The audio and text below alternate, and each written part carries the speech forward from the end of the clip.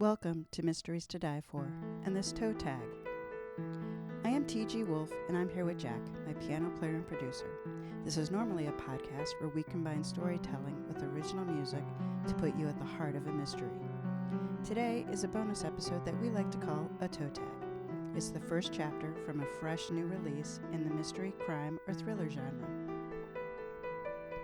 Today's featured release is One Last Betrayal by Valerie J. Brooks.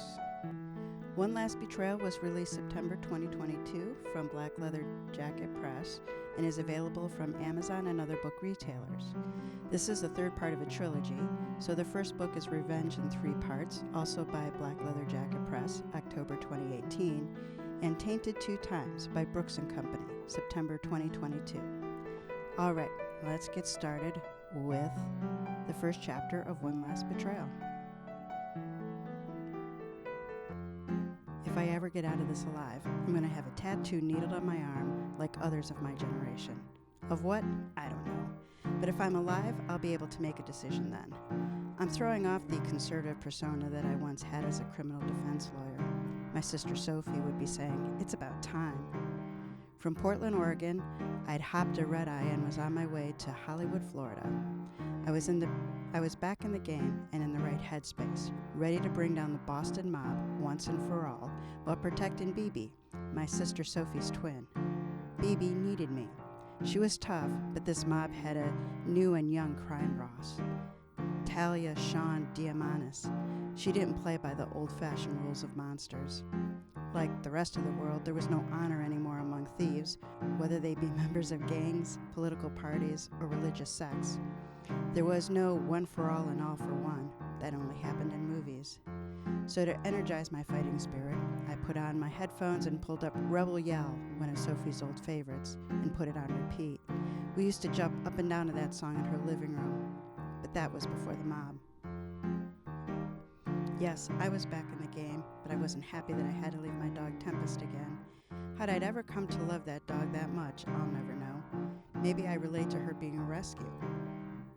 More probable is how much we've been together. The plane dropped and bumped, almost spilling my coffee.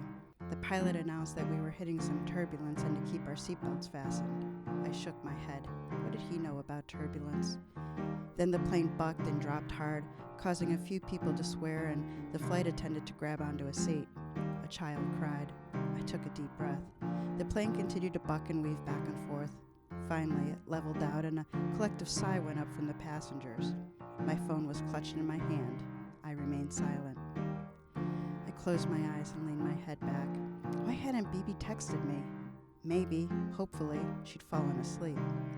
Bibi and I had been talking and texting for the past 24 hours about Sean and what to do about her. But what did you do with the mob boss telling you that you were part of her, quote, organization, whether you liked it or not? As my sweet dead husband Hank would have said, Bibi was in deep shit. And I knew what that deep shit was like. I'd been in it for years. Sean, well, she sure had cajones. She already broke into Bibi's apartment and in broad daylight. What I found frightening was how thoroughly Sean had prepared. She knew about Otto, Bibi's dog, a dog that should have scared the daylights out of her. But Sean had fed him a treat while telling Bibi that there would be a meeting of the 3 partners, and Bibi was expected to join them. Join them, as in becoming one of the partners. My main question was why? Why would Sean take such a risk as to get into Bibi's apartment just to tell her that she was expected to make this meeting? She could have met her in the lobby. I had a hunch. Sean needed to know the layout of the apartment and get friendly with the dog. She planned on breaking into the place again. Again? The question was, why? Bibi reported the break-in to management, and a report was filed. The police notified. The security camera footage was watched. Nothing seemed amiss. Sean never showed her face and seemed to enter the apartment with no problem, so she could have had a duplicate keycard. Nothing suspicious. Bibi was pissed because the police said she must have given Sean a card. As I would have said to Bibi, a large wad of cash would have bought a duplicate from someone in the hotel. Or was that some type of master key card? My phone dinged and I jumped. It dinged with 2 more messages. It was Bibi. I'm in danger. I'm not paranoid. Otto keeps growling. There are footsteps outside my door and muffled voices. I didn't tell you this before, but I found incriminating evidence against the mob and Betty's stuff. I created a safe place for it. You'll figure it out. If something happens to me, promise you'll take care of Otto. You know what he's like. He's sweet and needs his ugly striped Afghan. He also knows a lot. I reread the texts. Fuck. It was 4:02 a.m. We wouldn't land for another 2 hours. I texted back. Don't answer the door, BB. Don't let anyone in. Call the police. I tried to stay calm. Footsteps and voices didn't necessarily mean anything. Maybe it was nothing more than a late-night revelers or an assassination. Oh my goodness, I butchered that. I tried to stay calm. Footsteps and voices didn't necessarily mean anything. Maybe it was nothing more than late-night revelers. Yet my heart raced. Sean had been there once. Why not again? I texted another message and tried to convince myself that she would text back and say it was nothing. Had Otto barked at the noise? He wasn't much of a barker, more of a growler. He was a gentle brute the size of a Shetland pony, and there's only so much a dog could do against greedy criminals who were willing to kill people, never mind dogs. But Sean had already made friends with them. Okay, what else? BB carried a gun. Good, but you had to be willing to shoot to kill. I knew very few people capable of that, even in a life-or-death situation. I sent another text. Do you still have your gun? Load and keep it handy. A text came in. I almost dropped my phone. It was my lawyer. I ignored him. I squirmed in my seat. Why hadn't BB told me about the incriminating evidence before? What had she planned to do with it? I chewed a cuticle. Maybe she really didn't trust me. Being trapped on a plane made it impossible to do anything. I had to keep my wits about me, though. Did Sean know about the incriminating evidence? I doubt it. My bet was on Sean targeting BB's inheritances. 2 huge estates and all the assets. What a rat's nest of a relationship. BB's godmother, Betty Snayer, had been the crime boss of this mob until she died trying to kill me and Kauai. Before that, Betty had taken in a young, homeless, talented black girl, my half-sister BB, and given her a life in the arts. Then Betty had fallen for Sean, at the time a streetwise, ragged, coke snorter who had addicted Betty to sex and white powder. That left BB adrift to Betty's affections. So there I was with a new half-sister who didn't know I killed her sainted godmother. What a mess. The first-class flight attendant leaned over the empty seat next to me. Anything I can get you, Miss Porter? She smiled with her bright red lips, her eyes sparkling behind her cat-eye sunglasses. Scotch, please, a double. I wiped my sweaty palms on my jeans. After sending another message to BB, I waited. Again, nothing. Finally, resigned, I set the cell on the empty seat next to me, and when my drink came, I tried not to knock it back, but that was impossible. Maybe BB had called the cops, but I doubted it. I knew she didn't trust the FBI. Being African American, she probably didn't trust the cops either, especially after what they did following up on Sean's break-in. I rubbed my chest, drew in some air, and let it go. Sophie often scolded me, saying I held my breath when stressed. Taking advice from my dead sister? Better late than never. I pushed up the window cover. The bright light made me wince. Below, the ocean bordered the serpentine edge of land. Lakes littered the middle of the state. The pilot announced that we were flying over Orlando and Disney World. People oohed and awed. On the seat next to me, I found my notebook and pen under the New York Times, and as I flipped open the notebook, my hand trembled. I'd always been pretty good at compartmentalizing, something I found necessary as a lawyer, but it was getting more difficult. I needed to keep my mind busy until I was off the plane and could make calls. I wondered where Gerard was. I figured from our conversations that he was back undercover with the mob. When I told him I was heading to Florida to help BB, he told me not to and was upset when I wouldn't back down. When he realized I wouldn't change my mind, he said he'd meet me there. Well, fine. I made a fist, squeezed, and then shook out my hand, needing to write something down, maybe work through what I knew and come up with some sort of plan. Since my law school days, I've written to-do lists, observations, even lists of conjectures and theories about people and cases. It kept me focused. It also helped me solve dilemmas, and even, at times, find something that wasn't immediately apparent. Clients were told to keep a journal of every move they made, with dates and times, plus anything that could help their case. People were unaware of the evidentiary heft of a written journal and what it provided when entered into the courts. I'd won several cases on the written word alone when the opposition had what I called a wormy case. But what to write? The scotch had warmed its way down to my body, and I could feel my nerves relaxing, my brain focusing. I tapped the pen against my lower teeth. Going back to the beginning with Sean, I wondered why Betty had been interested in her. Betty said it was cocaine-fueled sex. I believed that. Betty was older and not a looker, so it could have been the excitement and a boost to her ego.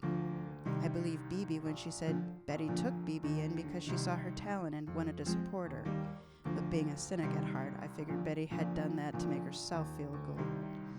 I'm sure it made her look good to her wealthy patron friends. Bibi was beautiful too, a dark version of Sophie, twins from different fathers. So that would give Betty even more cred for being inclusive, a great way to get grants from her non-profit art ventures. And there I go again, being the cynic. Flight attendant swooped in and removed my cold coffee. This time I ordered another scotch, a single, thinking about Gerard, my FBI special agent pain-in-the-ass contact. In the beginning, he suspected Bibi was another of Betty's lovers. Men, they always think sex is involved. Sometimes it was. I could attest to that. So how had Sean become the crime boss of Betty's mob? Maybe Betty had put her in charge when she went to Kauai. I know that Betty was using heavily by the time she came to the island. She was in Kauai, doing a godmotherly thing, setting up a hit on Bibi's brother, who hated Bibi. Bibi was adopted, and the parents favored her over their flaky son. Her brother lived communally on Kauai and dressed as the Grim Reaper to get people's attention about climate change. So he didn't fit his parents' mold. Bibi, however, was the golden child, always thankful for everything they did for her. But they died before their will had been changed, and the brother inherited the bulk. Hating Bibi, he gave her nothing. Betty figured she'd get rid of the brother so Bibi would inherit. At least Betty felt that she was protecting Bibi. I wonder if Sean had put that idea into Betty's head, thinking Bibi would eventually bring in even more assets to the organization. When I met Betty in Kauai, I didn't know I had a sister named Bibi. I didn't know a lot of things. I was hiding out from the mob. They wanted the millions that my sister Sophie stole, but Betty knew who I was. I was the one who had killed one of her partners in self-defense. That didn't matter to her. She must have been overjoyed to think she could take care of two marks on the same trip. I had to assume that Sean took over the crime boss portion when Betty and her bodyguard never made it back to Boston.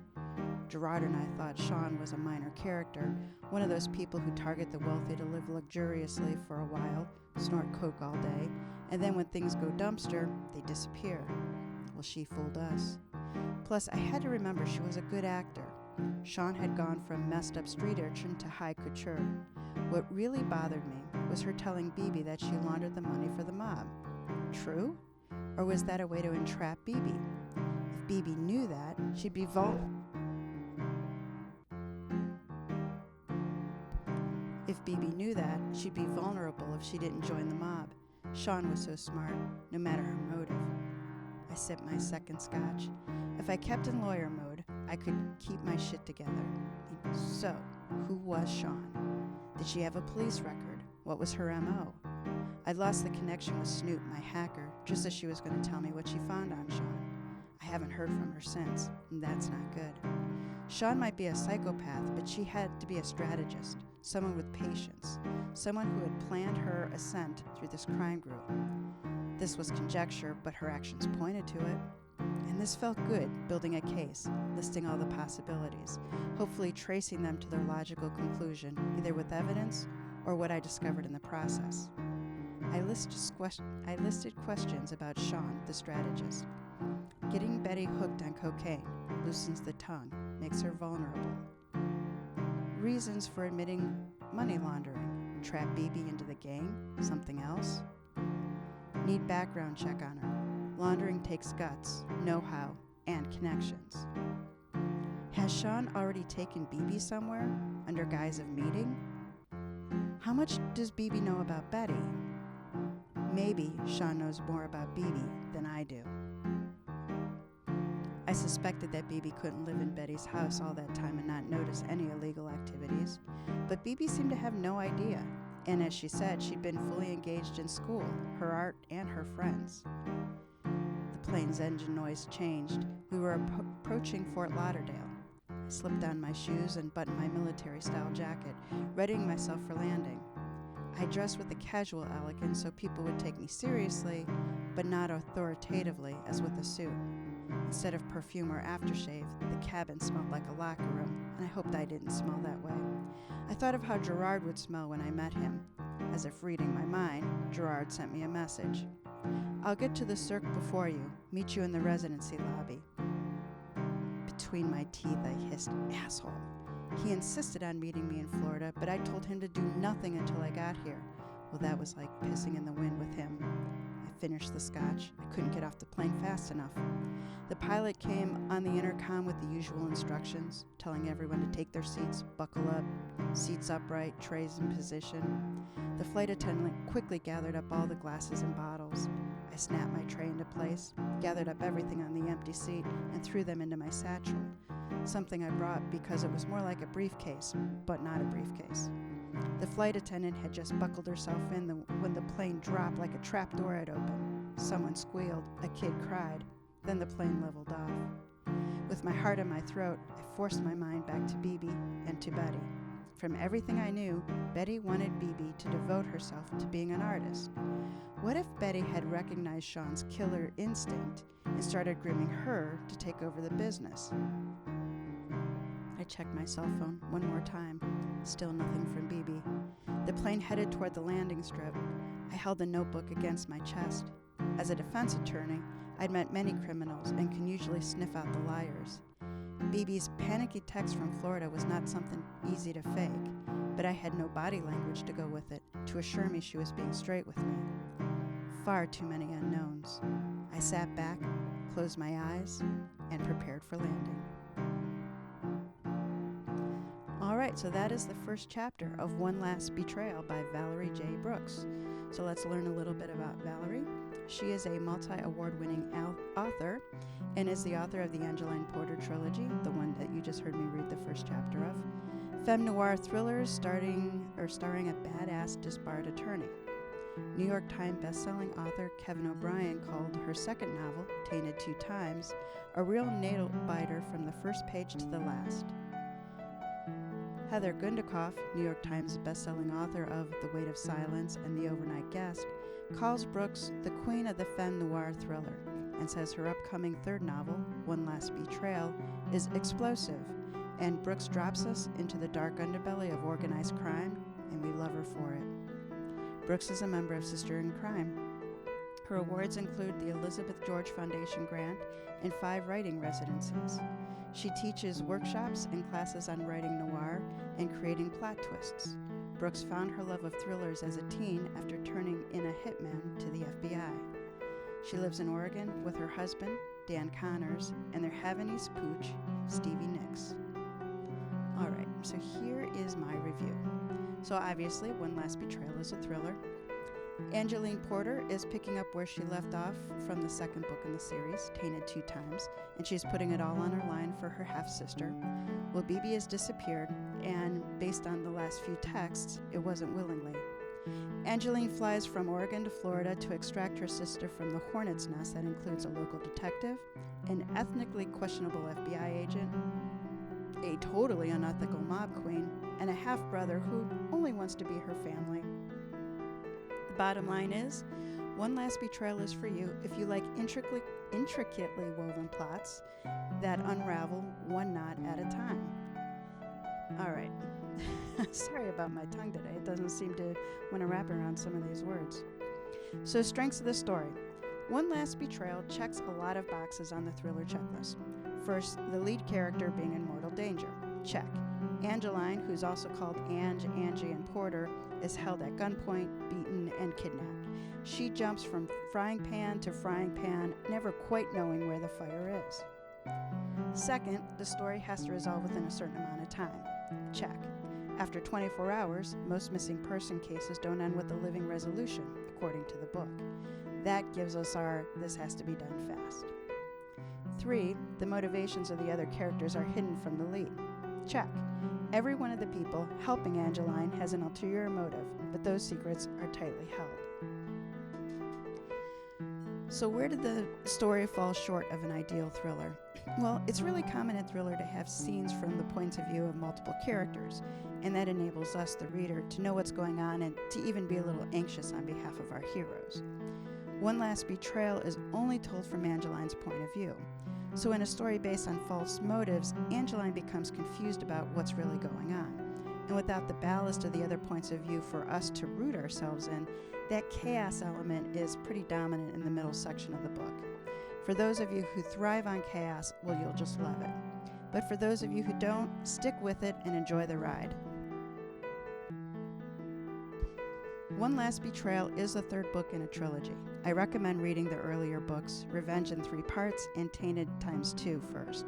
Ms. Brooks' last installment continues with characters and situations built in the first 2 episodes. For maximum enjoyment, start with the beginning.